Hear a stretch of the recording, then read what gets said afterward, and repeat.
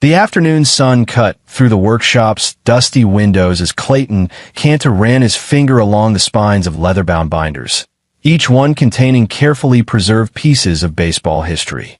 His son, Everett, sat cross-legged on the concrete floor, 17 years old and studying for midterms, but his eyes kept drifting to the card spread before him like a treasure map.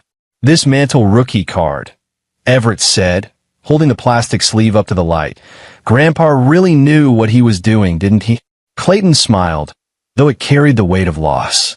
His father had died 3 years ago, a heart attack at 68 that came without warning. But before that, Vincent Cantu had spent 40 years building this collection, piece by piece, card by card. Not as an investment, though it had become one, but as a connection to his own father, who'd taken him to Yankee Stadium in 1951 and bought him his first pack.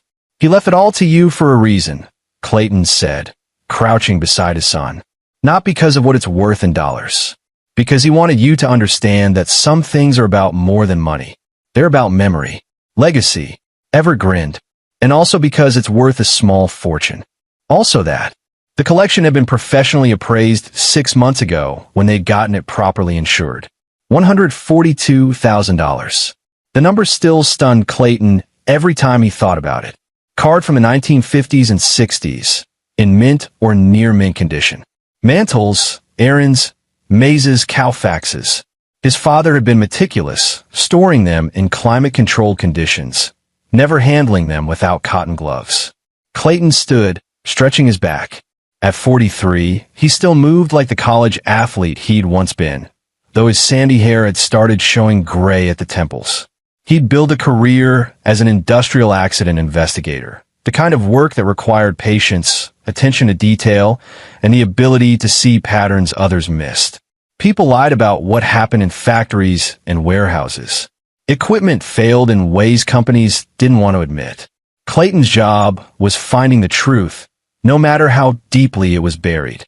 "Your grandmother's coming over tonight," Clayton said, checking his watch. "Your mom invited her for dinner." Everett's expression shifted, becoming carefully neutral. "Which means she'll probably ask about college again." "Probably." Velma Snyder had opinions about everything, particularly about how other people should live their lives. She was 65, a widow of 8 years, and had never quite forgiven Clayton for being insufficiently ambitious in her eyes. He made good money, owned his home, provided well for his family. But he wasn't a doctor or a lawyer or a CEO, and in Velma's world, that mattered. What bothered Clayton more was how differently she treated Everett compared to her other grandchildren. Everett was quiet, studious, interested in history and baseball statistics. Velma's daughter Marcia's kids, loud, athletic, always in some extracurricular activity, got showered with praise and attention. Shelby's brother's daughter, a college senior studying business, was going places.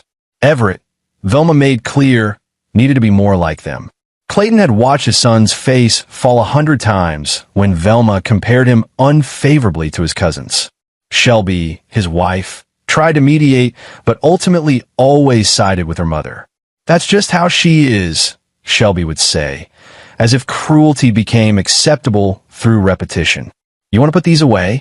Clayton asked, gesturing to the cards. Everett nodded, carefully sliding them back into their protective sleeves. They kept the most valuable pieces here in the workshop, in a fireproof safe Clayton had installed. The rest of the collection stayed in a climate-controlled storage unit across town. Redundancy. His father had taught him that. That evening, Velma arrived at 6:30 sharp, a full 30 minutes early, letting herself in without knocking. She'd always done this, treating their home as an extension of her own space. Clayton heard her voice from the kitchen, already critiquing something about the meal preparation. "Shelby, sweetie, you're using too much salt. You know sodium is terrible for people our age." Clayton emerged from the hallway to find his wife, patient, kind Shelby, stirring a pot with rigid shoulders. She'd inherited her mother's height and dark hair, but none of her hardness. Shelby worked as a speech therapist at the elementary school, loved terrible reality TV shows, and cried during insurance commercials. Clayton had fallen in love with her 20 years ago because she saw goodness in everyone. It was also why she couldn't see how toxic her mother had become. "Hello, Velma," Clayton said evenly. She turned, her sharp eyes scanning him like a security checkpoint. Velma had been beautiful once. You could see it in old photographs. Now her face had hardened into something that resembled disapproval in its resting state. She wore expensive clothes, always expensive clothes, though she complained constantly about being on a fixed income. "Clayton, you're home early. It's 6:30. I'm always home by 6. She turned back to Shelby. "Where's Everett?" "Not hiding in his room, I hope. The boy needs to learn social skills." "He's finishing homework," Shelby said quickly. "He'll be down soon." Dinner was the excruciating ritual Clayton had learned to endure. Velma dominated the conversation, talking about Marcia's children, how Troy had made varsity football, how Stacy had gotten a lead in the school play. She talked about her other son Gerald's daughter, Priscilla, who'd just gotten an internship at a prestigious marketing firm. "A real go-getter, that one," Velma said, loading her fork with mashed potatoes despite her earlier comment about sodium. Not afraid to put herself out there. You know what the business world respects? Confidence. Everett ate silently, pushing food around his plate. "Speaking of which," Velma continued, "Everett, have you thought any more about which colleges you're applying to?" "Yes, Grandma. I got my list pretty much set." "And? Are you aiming high?" "Because, Priscilla got into Stanford. Of course, she worked very hard for that. Extra tutoring, volunteer work, leadership positions. Everett volunteers at the library," Shelby offered, "and he's maintained a 4.0. A library." Velma's laugh was dismissive. "Well, that's nice. But when admissions officers are looking at applications, they want to see initiative, entrepreneurship, not just sitting around reading old books." Clayton felt his jaw tighten. He set down his fork carefully. The library program ever volunteers for teaches literacy to underprivileged kids. These are 12 hours a week. I'd say that shows plenty of initiative. Velma waved her hand. "Oh, I'm sure it's fine. I'm just saying, in this competitive environment, fine isn't going to cut it." The rest of dinner passed in tense politeness. When Velma finally left at 9, practically pushing past Shelby's attempts to send her home with leftovers, Clayton found Everett in the workshop, sitting beside the safe. "She doesn't mean anything by it," Everett said quietly. Clayton sat down beside him. "Yes, she does. And I'm sorry you have to deal with it. Mom always defends her. Your mom loves her mother. It's complicated." Everett was quiet for a moment. "Sometimes I think about selling the collection, using the money for college, so I wouldn't need student loans. So nobody could say I didn't earn my way." Clayton put his hand on his son's shoulder. "Don't let anyone make you feel like you have to prove yourself through money. Your grandfather left you these cards because he believed in you exactly as you are. The value isn't in the selling. It's in the keeping. I know. I won't sell them. They're like having Grandpa still around. Somehow." That night, lying in bed, Shelby turned to Clayton in the darkness. "She really was harsh tonight. She's harsh every night. She worries. About all the grandkids. She wants them to succeed. She wants them to succeed in ways she can brag about at her country club. There's a difference." Shelby sighed. "Maybe we could invite her over less often." Clayton didn't respond. They both knew that wouldn't happen. The following weeks passed in their normal rhythm. Clayton worked on a case involving a forklift accident at a distribution center. Driver error. But the company had failed to maintain the equipment properly, creating the conditions for disaster. He spent days going through maintenance logs, finding the gaps, the signatures that meant nothing, the inspections that never happened. It was similar work to what he did at home, paying attention, noticing when things didn't add up. On a Saturday morning 3 weeks after that dinner, Clayton came home from a hardware store run to find Shelby's car gone and an unfamiliar lockbox on the kitchen counter. He picked it up, turning it over. It was the kind professional organizers used when showing properties. His phone buzzed. A text from Shelby took Everett to look at colleges. "Back tomorrow night. Love you." They planned this trip. He'd forgotten. Clayton texted back a response and started putting away his purchases, but something nagged at him. The lockbox didn't belong to them, and Shelby hadn't mentioned anyone coming by. He called her. It rang 4 times before she answered, highway noise in the background. Hey, honey, everything okay? Yeah, fine. Quick question. Why is there a lockbox on the counter? Silence. Then, Mom borrowed my key. She said she needed to grab something from the garage for a church sale. When was this? Yesterday, I think. I forgot to mention it. Is that a problem? Clayton looked at the lockbox again. Realtors use these. Estate sale companies. Not people grabbing a few items for a church fundraiser. No problem. Drive safe. He hung up and stood in the kitchen, that investigator's instinct lighting up like a warning flare. Velma had been here, alone, with access to the house.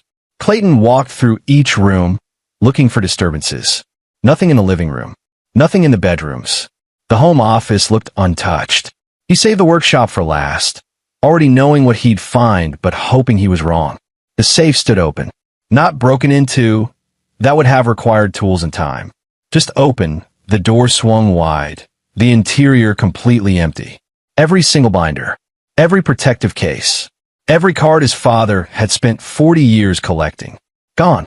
Clayton stood there for a full minute, his mind processing what he was seeing against what it meant. Then, moving with careful precision, he pulled out his phone and started taking photographs. The empty safe. The lockbox on the counter. He checked the garage. A hand truck was missing, the kind with rubber wheels that wouldn't scratch floors. He photographed the space where it normally sat. Then he called the storage facility. Sure, Mr. Cantu, the manager said when Clayton described the situation. Your mother-in-law came by yesterday afternoon. She had your wife's key card and said you'd send her to pick up the unit's contents. We help her load everything into a U-Haul. Is there a problem? No problem, Clayton said, his voice steady despite the fury building behind his ribs. Just confirming. Thank you. He hung up and sat down on the workshop floor, in the exact spot where Everett had sat 3 weeks ago, holding that mantle rookie card up to the light. $142,000. 3 generations of collecting. Stolen by his mother-in-law while his family was conveniently out of town. Clayton didn't call Shelby back. Not yet. Instead, he spent the rest of the day doing what he did best. Investigating. He pulled up Velma's social media accounts, started cross-referencing her posts and activities. He checked public records for any recent transactions. He called a buddy who worked in estate sales and casually asked about high-value baseball card collections coming on the market. By Sunday evening, when Shelby's car pulled into the driveway, Clayton had confirmed his suspicions. Velma had sold the entire collection through a specialized auction house in Chicago. She'd done it fast, 24 hours from theft to sale, probably to dealers who asked minimal questions when dealing with estates. The money had already been transferred to her account. Everett burst through the door, excited about the campus tours they'd done, and Clayton felt something break in his chest. His son didn't know yet. Didn't know that his grandmother had betrayed him in the worst possible way. Dad, wait until you see the engineering lab at... Everett stopped, reading Clayton's expression. What's wrong? Shelby came in behind him, bags in hand, and saw Clayton's face. What happened? We need to talk, Clayton said. All of us. Right now. They sat in the living room. Clayton explained it clinically, sticking to facts. The empty safe, the storage unit, the auction house, the completed sale. Shelby's face went white. Everett just stared, like he was trying to translate words from a foreign language. That's not. She wouldn't. Shelby fumbled for her phone. I'm calling her right now. Don't bother, Clayton said. Already did. Multiple times. She's not answering. Everett finally spoke, his voice very small. She sold Grandpa's cards? All of them. But why? That was the question Clayton had been asking himself all day. Velma was comfortable financially. Not wealthy, but not desperate. So why would she commit what amounted to theft? What could possibly justify this? Shelby tried her mother's number. It rang through to voicemail. She tried 3 more times, then started texting frantically. There has to be an explanation. Maybe it's a misunderstanding. Maybe she thought. Thought what, Shelby? That she could just walk into our house and steal $142,000 worth of property. Don't call it stealing. She's my mother. Then what would you call it? Shelby's hand shook. I don't know, but there has to be a reason. She wouldn't do this without cause. Maybe she needed money for something important. Clayton felt a cold realization settle over him. You're going to defend her. No matter what she did, you're going to defend her. I'm not defending theft. I'm just saying we need to talk to her first. Everett stood up abruptly. I'm going to my room. Honey, wait. Shelby reached for him, but he pulled away. It's fine. I just need to be alone. After Everett left, the fight continued. Shelby insisted they couldn't involve police. She's family. And that they needed to give Velma a chance to explain. Clayton argued that theft was theft, family or not. Around midnight, exhausted and furious, they went to bed without resolving anything. Clayton didn't sleep. He lay there in the dark, thinking about his father's hands arranging those cards, about Everett's face when he'd held them, about the 40 years of care that had been erased in a single afternoon. And he thought about Velma, who still wasn't answering her phone, who had planned this while they were gone, who had betrayed her grandson without a second thought. By morning, Clayton had made a decision. If Shelby wouldn't let him involve the police, fine. He'd handle this his own way. Monday morning, Velma finally answered her phone. Shelby had her on speaker, and Clayton stood in the kitchen listening to his mother-in-law's voice, calm and unapologetic. I was going to call you today, Velma said. I wanted to wait until I had everything sorted out. Sorted out? Shelby's voice cracked. Mom, you took Everett's baseball cards. Without permission. Oh, honey, don't be dramatic. I sold them, yes. And I know it might seem sudden, but I had a very good reason. Clayton leaned against the counter, arms crossed, watching his wife's desperate hope that this would somehow make sense. The money from those cards, Velma continued, went to pay off student loans. Troy's loans from his first 2 years, Stacy's, and most of Priscilla's. She's graduating this spring debt-free now. Can you imagine? The relief for all of them. Silence filled the kitchen. You used Everett's inheritance, Clayton said slowly, to pay off your other grandchildren's debts. Well, when you put it like that, it sounds selfish. But think about it, Clayton. Those cards were just sitting there. Everett's only 17. He doesn't need them right now. But Troy, Stacy, Priscilla, they're drowning in debt. I'm helping them start their adult lives without that burden. Isn't that what family does? Those weren't your cards to sell. They were just cards. Pieces of cardboard. I turned them into something that actually helps people. Shelby was crying now, quiet tears running down her face. Mom, you should have asked. You should have. Asked permission to help my grandchildren? From whom exactly? You all would have said no, told me those cards were too precious, too valuable. Meanwhile, real kids with real problems needed real help. Velma's voice took on that martyred tone she used when she wanted to be seen as selfless. I did what was best for the family. Best for 3/4 of the family, Clayton said. Funny how Everett doesn't count. Don't twist this, Clayton. Everett will be fine. He's got you two to pay for college. Troy's parents, my Marcia, she's struggling. Gerald's going through that divorce. I was helping the ones who actually needed it. Clayton felt Shelby deflate beside him. He'd seen this before. Velma's ability to reframe theft as charity, selfishness as sacrifice. She'd been doing it their entire marriage. We want the money back, Clayton said flatly. Velma laughed. It's gone, Clayton. Paid to loan servicers. It's not like I could just ask for it back. Then you'll need to find another way to repay Everett. Or what? You'll sue me? Your own family. Her voice turned cold. Good luck with that. Shelby would never agree, and you know it. She was right. Clayton looked at his wife, saw the conflict tearing her apart, and knew Velma had calculated this perfectly. She'd stolen from them because she knew they couldn't fight back. We'll talk later, Velma said, and hung up. Shelby sank into a chair. She really did it. She really just took them. Yes.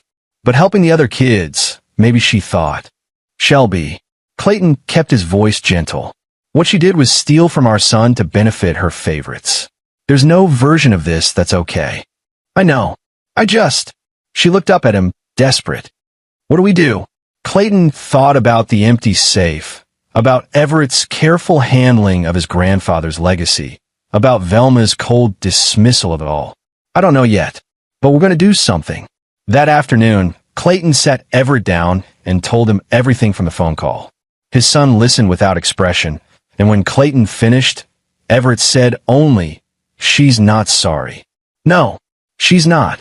She thinks she did the right thing. That's how she's justifying it, yes. Everett stood up and walked to the window, looking out at nothing. I don't want to see her again. Is that okay? More than okay.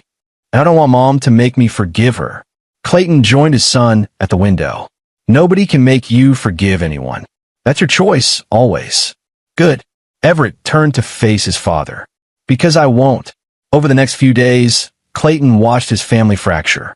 Shelby tried to mediate, caught between her mother and her son, satisfying neither.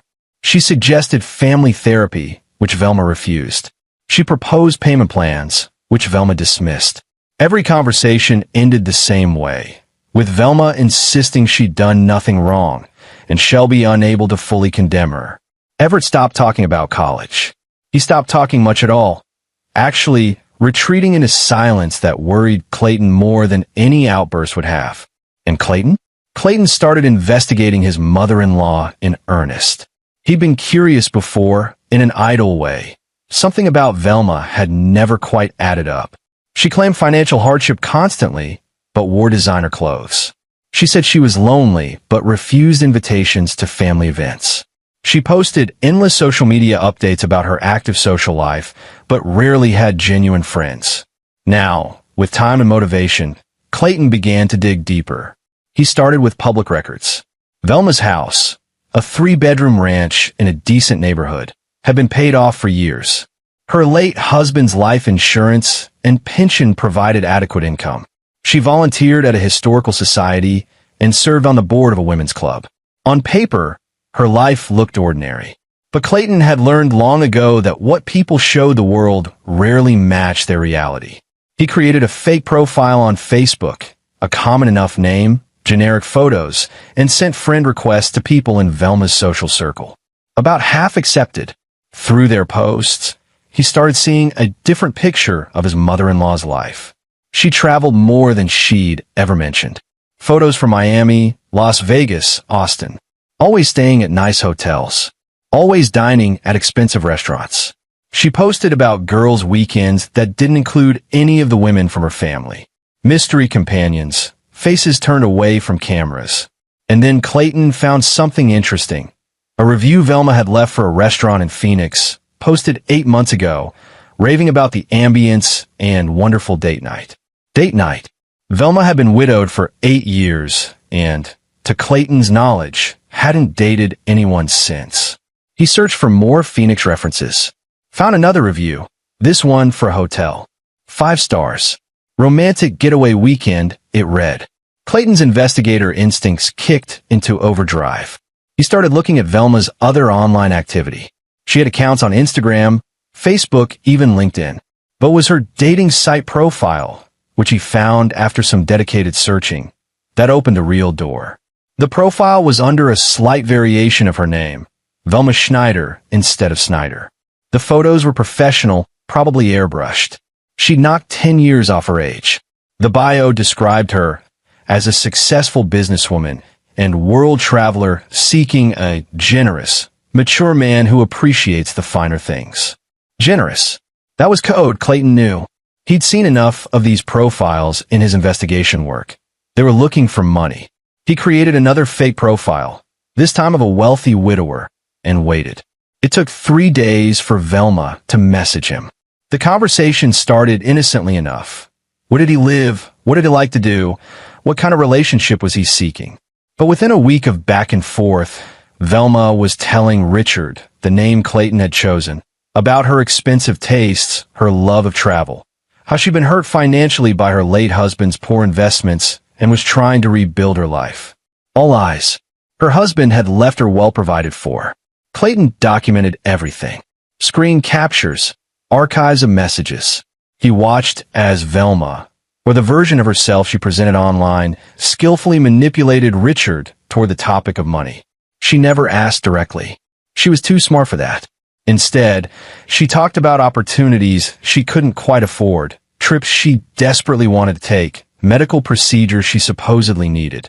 And based on the trail of reviews and photos, based on the expensive lifestyle she was living, Clayton realized she'd done this before.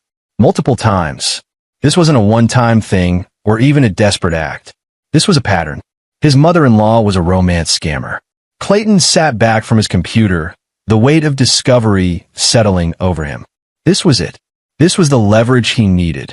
Velma had built her life on deception, extracting money from lonely men, creating fake personas, exploiting vulnerability.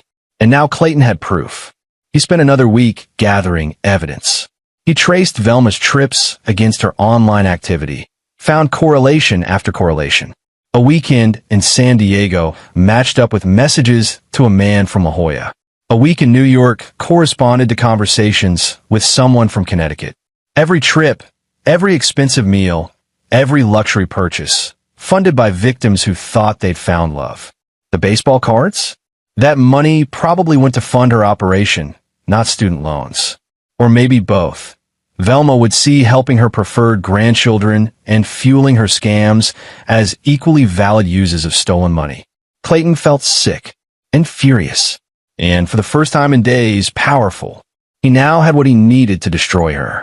The confrontation happened 3 weeks after the theft at a mandatory family gathering Velma had insisted on hosting. "We need to move past this unpleasantness," she told Shelby, who'd reluctantly agreed to attend. Clayton, Shelby, and Everett arrived to find Velma's house already full. Marcia was there with her husband and kids, Troy and Stacy looking uncomfortable. Gerald had brought Priscilla, who at least had the decency to avoid eye contact with Everett. Other family members milled around, Velma's sister, a few cousins, the assembled audience for whatever show Velma planned to put on. Dinner was catered, expensive food that Velma definitely couldn't afford on her fixed income. She held court at the head of the table, playing the gracious matriarch, occasionally throwing pointed comments about people who hold grudges and the importance of family forgiveness. Everett ate in silence. Clayton waited. It was during dessert that Velma finally addressed it directly. "I think it's time we clear the air," she announced, looking around the table. "Some people in this family seem to think I did something wrong by helping my grandchildren with their student loans. But I want everyone here to know I did what I thought was best. Those baseball cards were an asset that was doing nothing but collecting dust. I turned them into real help for real people." Murmurs of agreement from some family members. Marcia nodded vigorously. Gerald looked at his plate. "And I think," Velma continued, her gaze landing on Everett, "that some people need to learn that family means sacrifice. It means putting others' needs ahead of your own wants. Those cards were never really about you, Everett. They were about teaching you a lesson in generosity." Clayton watched his son's hands tighten around his fork. Watched Shelby's face crumple. Watched Velma's satisfied smile, the smile of someone who thought they'd won. He stood up. "Actually, Velma," Clayton said, his voice carrying across the suddenly quiet room, "let's talk about generosity and sacrifice and teaching lessons." Velma's eyes narrowed. "Clayton, don't make a scene." "Oh, I'm going to make a scene." He pulled out his phone. "See, I've spent the last few weeks wondering why you really stole from Everett. Because your story didn't make sense. You're not hurting for money. You live quite comfortably. So why? I already explained. You explained a lie. But I found the truth." He held up his phone, showing Velma's dating profile. Several people at the table leaned forward, curious. Velma's face went pale. "What is that?" "This is your dating profile. The one where you pretend to be 10 years younger, pretend to be a businesswoman, and target wealthy men for money." Clayton swiped through screenshots. "Here's you talking to someone from Phoenix about a loan you needed. Here's messages to someone from Chicago about an investment opportunity. Here's you planning trips with men you've been scamming." The table erupted. Marcia gasped. Gerald said, "What?" Someone else started asking questions, voices overlapping. "That's not. You can't prove." Velma stood up, her chair scraping back. "I can prove all of it. I have records of your trips, your expenses, your dating site messages. I know about Thomas from San Diego, David from Connecticut, Frank from Miami. Should I go on?" Clayton's voice was ice. "You're running romance scams, Velma. You've been doing it for months, maybe years. And I think the $142,000 from those cards went directly into funding your operation. Maybe some went to loans, but most of it Most of it went to maintaining the lifestyle you used to lure in victims. Velma looked around the table, seeing shock, disgust, confusion on the faces of her family. You're lying. This is a sick attempt to discredit me because you're angry about some cards. Grandma. Everyone turned to Everett. He'd stood up, his young face harder than Clayton had ever seen it. I know where you were last night, Everett said quietly. Velma froze. You told Mom you were at your historical society meeting. But I drove by the hotel downtown, the nice one on 5th Street. I saw you in the bar with an older man. You were dressed up, wearing the diamond bracelet you told Mom you had to sell to pay bills. Everett's voice didn't shake. You weren't at a meeting. You were on a date. With one of the men Dad found. The silence in the room was absolute. Clayton hadn't known Everett had followed up on his investigation, but pride surged through him. His son had chosen to verify the truth himself, had gathered his own evidence. That took courage. Last night, Clayton continued, Velma met with Robert Harrison, a widower from the next town over. According to his dating profile, which I also found, he's got a substantial retirement fund and is looking for companionship. According to your messages to him, Velma, you're planning a trip to Napa Valley next month. His treat, of course. Velma's mouth opened and closed. This is invasion of privacy. You had no right. You had no right to steal from my son. Clayton stepped closer. But here's what's going to happen now. You have two choices. Choice one. I take all of this evidence to the police. Romance fraud is a crime. So is theft. You'll be arrested, prosecuted, and you'll spend what's left of your reputation and possibly your freedom, paying for what you've done. You wouldn't dare. Try me.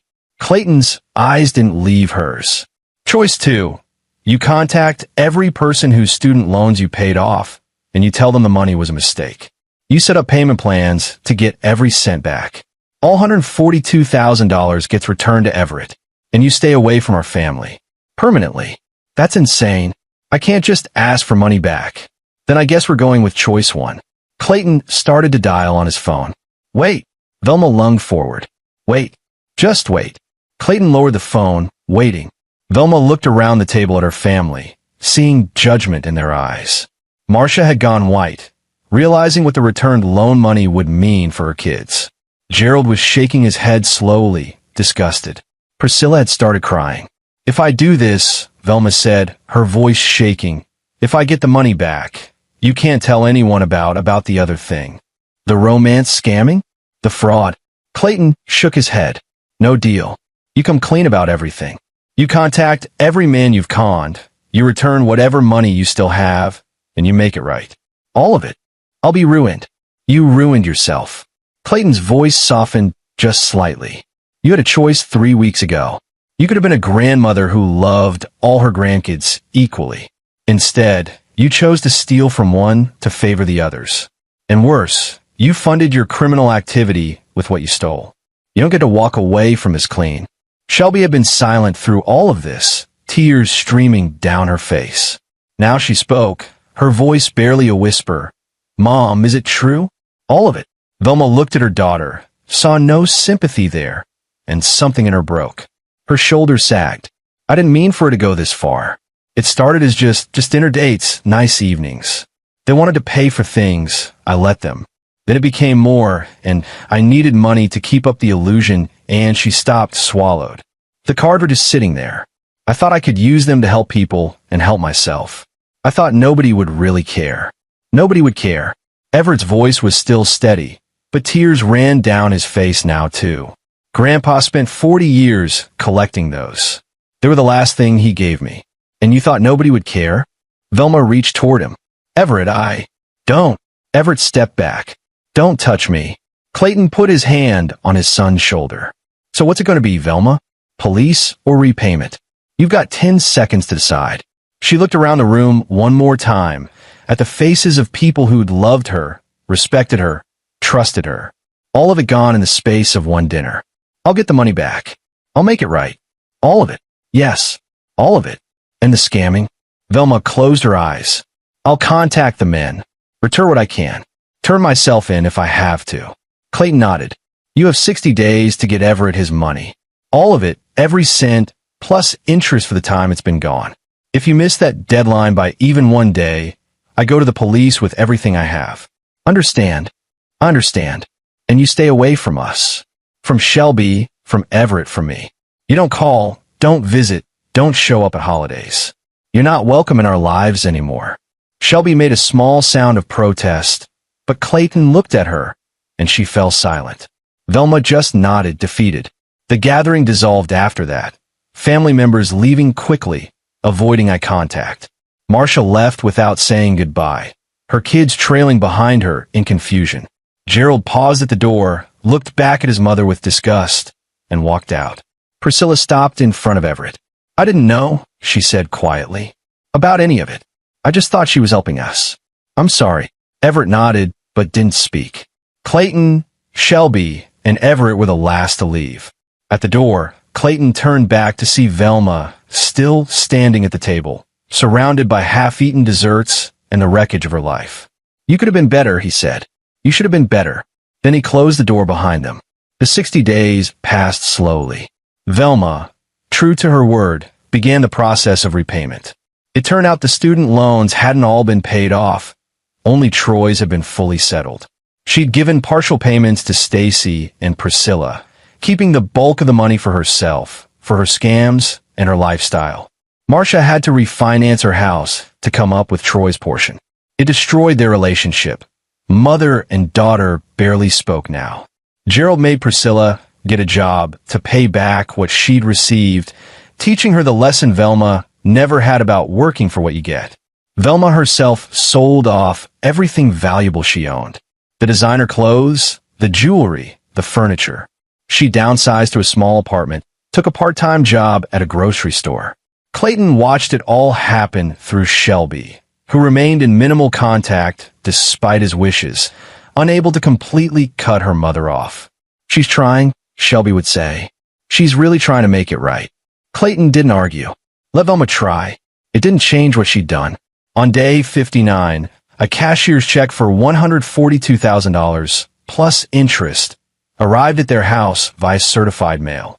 Clayton and Everett took it to the bank together, deposited it into an account they'd opened in Everett's name.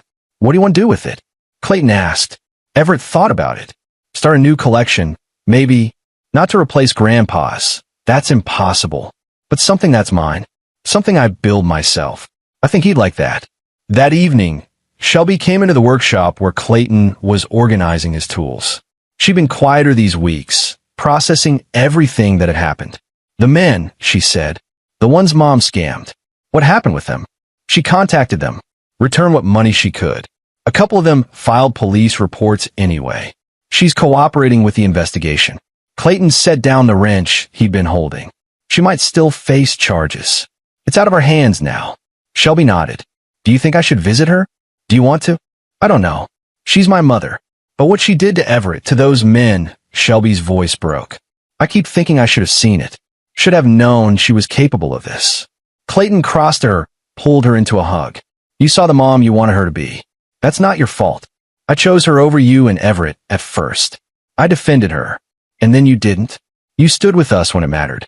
They stayed like that for a while, holding each other in the dusty workshop where all of this had started. 8 months later, Clayton and Everett stood in a familiar auction house. Not in Chicago, where Velma had sold the original collection, but in Boston where serious collectors gathered. They'd spent months tracking down pieces for Everett's new collection. Not the same cards Grandpa Vincent had chosen, but cards that meant something to Everett personally. A 1968 Willie Mays. A 1977 Reggie Jackson. Players his grandpa had talked about, games they discussed together, moments in baseball history that connected grandfather to grandson across time. The collection was smaller now, more modest. But it was Everett's, built through his own choices, his own research, his own money from the settlement.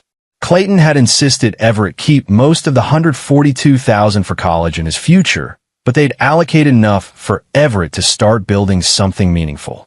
At the auction, they bid on a 1951 Mickey Mantle rookie card.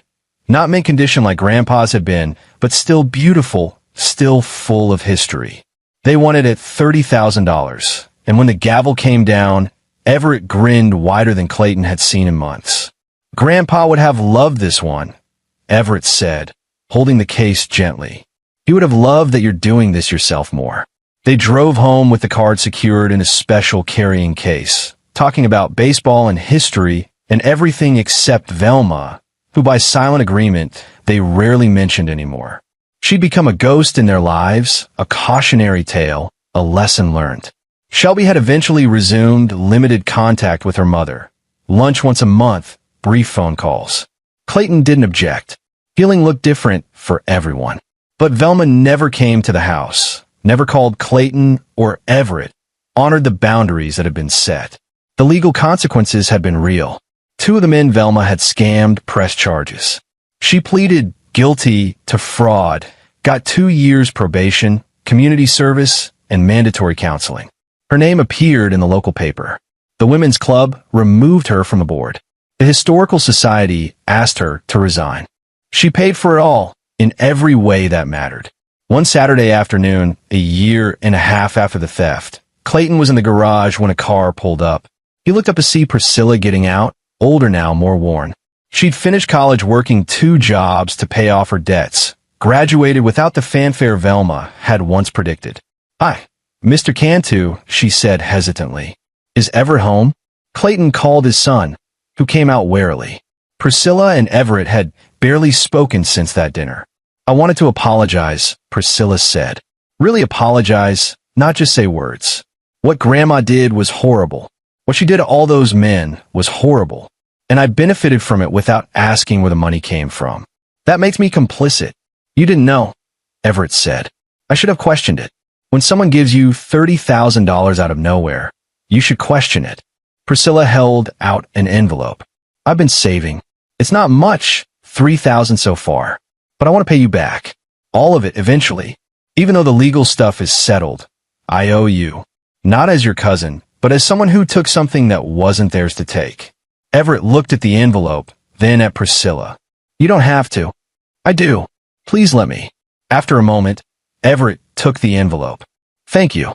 Priscilla nodded, tears in her eyes, and left. Clayton watched her drive away, then turned to his son. "That took courage. She's still trying to be better than Grandma taught her to be." Everett opened the envelope, looked at the check inside. "I'm going to put this toward the collection.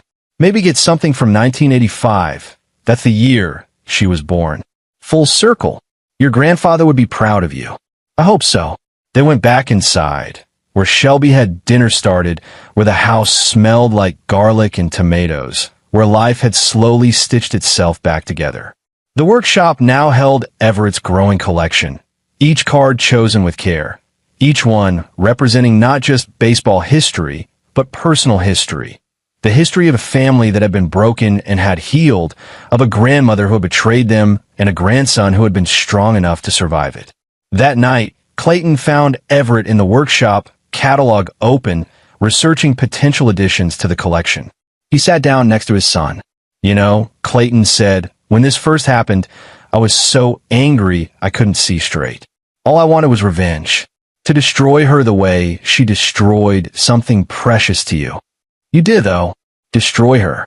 No, I destroyed the lie she was living. But the actual destruction, the loss of respect, the broken relationships, the legal consequences, she did that to herself. All I did was expose it." Everett considered this. "You think she's sorry? Really sorry? I think she's sorry she got caught." "Whether she's sorry for what she did," Clayton shrugged, "that's for her to figure out. It doesn't affect us either way. Because we moved on. Because we moved on." Everett closed the catalog and looked at his father. "Thanks, Dad, for not letting her get away with it. For standing up for me. Always," Clayton said. "That's what family actually means. Not sacrifice for the sake of sacrifice. Not blind loyalty, but standing up for each other when it matters. Having each other's backs. That's what your grandpa taught me, and what I hope I've taught you." "You did." They sat in comfortable silence, surrounded by cards and cases and memories, both old and new. Outside, autumn was turning to winter, the first real cold snap settling in. But inside, in this workshop that had seen both loss and recovery, Clayton felt only warmth. His son was safe. His family was healing. Justice, in its own way, had been served. And somewhere out there, Velma Snyder was learning that some prices are higher than money can measure, that betrayal costs more than dollars, and family, once broken by selfishness and greed, can't be bought back at any price. The baseball cards, the new collection, Everett's collection, would grow over the years. Each card would tell a story, not just of baseball, but of resilience, of integrity, of a boy who became a man through the worst kind of betrayal and came out stronger on the other side. And every time Everett looked at them, he'd remember not what was taken, but what he'd built in its place. That, Clayton thought, was the real legacy. Not the cards themselves, but the strength to keep collecting them. The courage to start over. The wisdom to know that value isn't measured in auction prices, but in the meaning we attach to things, the memories we preserve, the people we choose to be even when others choose to be less. In the end, Velma had taught them all a lesson, just not the one she'd intended. She taught them that family means nothing if it doesn't come with respect, trust, and genuine love. That blood relation doesn't excuse cruelty or justify theft. That being a grandparent is a privilege, not a right, and one that can be permanently revoked through selfishness. She taught them, most importantly, that the measure of a person isn't in their ability to take, but in their ability to build, to create, to honor what came before and prepare the way for what comes next. Velma had been a taker. She'd taken trust, taken money, taken a grandfather's legacy, and twisted it into something ugly. But Clayton and Everett, they were builders. And in the end, builders always win. And there you have it. Another story comes to an end. What did you think? I'd love to hear your thoughts in the comments below. If you enjoy this story, consider joining our community by subscribing. It means the world to us. For more stories like this one, check out the recommended videos on screen. And I'll see you there.